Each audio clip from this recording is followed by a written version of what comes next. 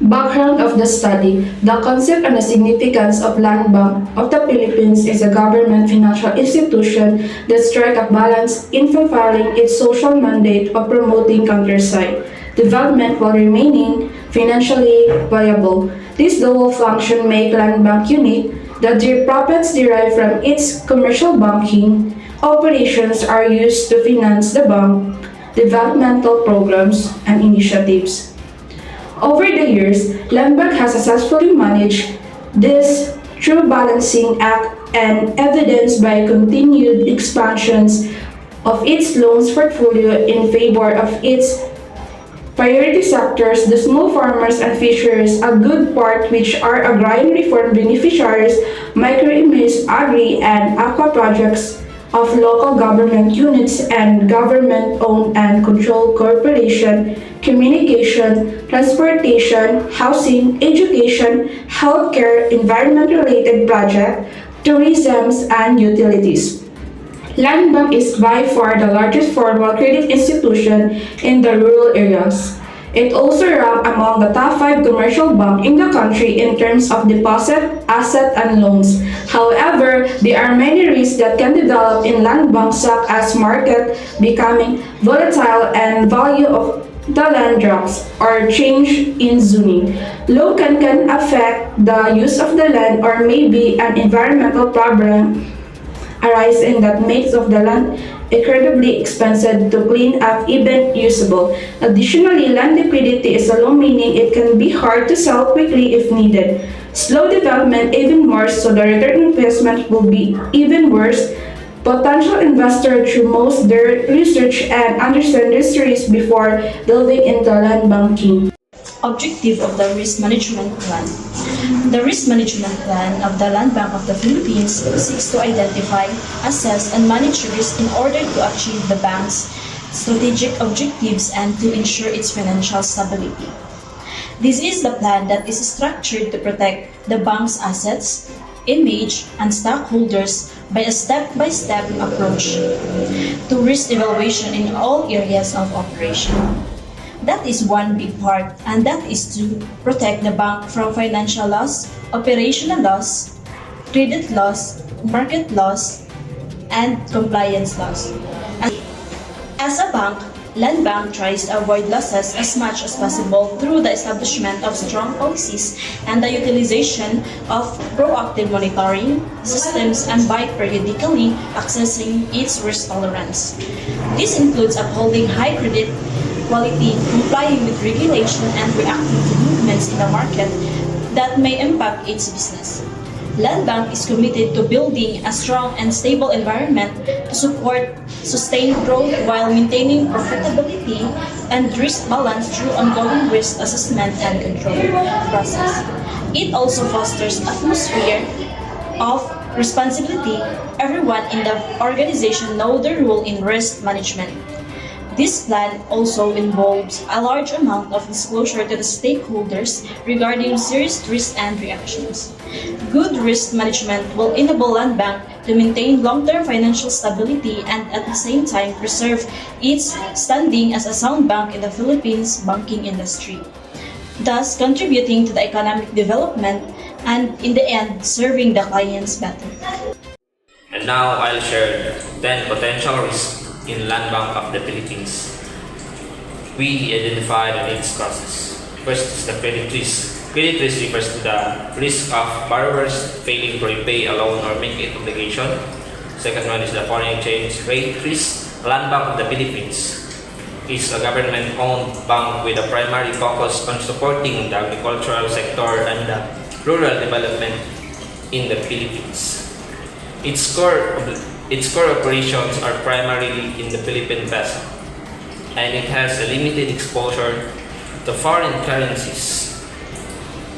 Next is the liquidity risk. Liquidity risk. Land Bank of the Philippines face a liquidity risk due to its specific focus on the agricultural sector and rural communities. And interest rate risk. Land Bank of the its still fluctuated interest rate is pretty sudden increase in rates can raise the cost of borrowing for a client, potentially leading to Default, conversely, if ever it drops, it could reduce the bank interest comes affecting its profitability. And market liquidity risk. Market liquidity risk is the risk that an entity cannot execute transactions at current market prices due to insufficient market depth or disruption. And reimbursement risk. Land bank typically aim to reinvest profits from land sales or development projects into new ventures, aiming to maintain or increase their returns. And operational risk.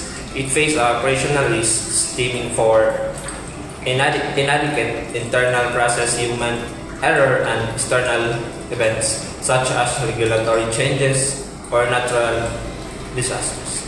And next is reputational risk. Land bank as a financial institution face significant reputational risk, which can be described as the potential for damage to its reputation, leading to a loss of trust and confidence among its stakeholders.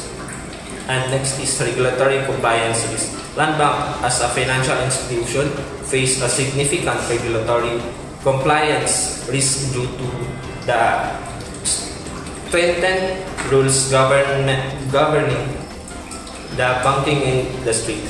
And the last is inflation risk. Inflation risk is land banking refers to the erosion of the real return of your investment due to rising prices. Risk analysis. Risk analysis and risk matrix are the tool that you can able to identify that particular risk belong to a critical, high, low, or moderate risk. So in the land bank of the Philippines, there are some possible risks will occur like credit risk. Credit risk will probably unexpected occur in land bank of the Philippines so that it belong to a critical risk. Foreign exchange risk. Foreign exchange risk not significantly and rare could happen in a land bank of the Philippines so that it belong to a moderate risk. Liquidity, interest, market liquidity, and inflation risk are possible may occur. At some time, this risk is a minor risk so that it belongs to a low risk in the land bank of the Philippines. Regulatory compliance is the same with the foreign exchange. With that, it is a rare could happen and probably never will. So it's belong to moderate risk. Operational reputation risk are moderate risk, but it is unlikely occur. A normal circumstance include reinvestment risk. Philippines risk response planning is an important process to assess in mitigating all risks that could affect financial operation, customer trust, and stability. The Land Bank Philippines identify 10 risks. One of them are the credit risk. Credit risk has a risk response, which is the risk reduction. It is basically all about not losing too much money in case people default on their loans. Their specific action is to set credit limits.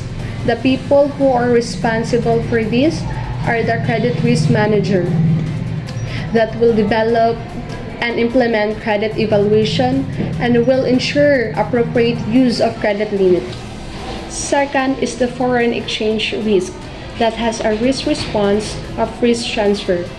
Their specific action is to diversify currency holding. The people who are responsible for this are the Treasury Department that will manage hedging strategies and currency diversification. Third is the liquidity risk that has a risk response of risk prevention. Their specific action is to maintain a sufficient liquidity buffer.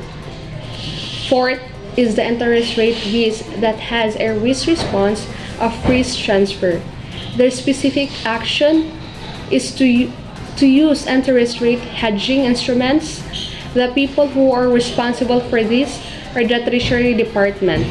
The financial resources, human resources, and technological resources are the resources needed. They will check it every quarter. Fifth is the market liquidity risk that has a risk response of risk reduction. Their specific action is to diversify investment portfolio. The people who are responsible for this are the investment department that will oversee the diversification of the portfolio, keeping a good balance of assets. Financial resources are the needed resources.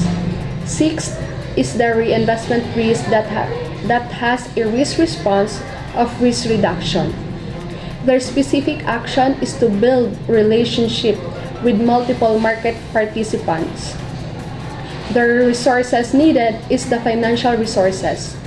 Seventh is the operational risk that has a risk response of risk prevention. Their specific action is to implement strong internal controls. The people who are responsible for this is the internal audit and compliance team. Eighth is the reputational risk that has a risk response of risk prevention. Their specific action is to invest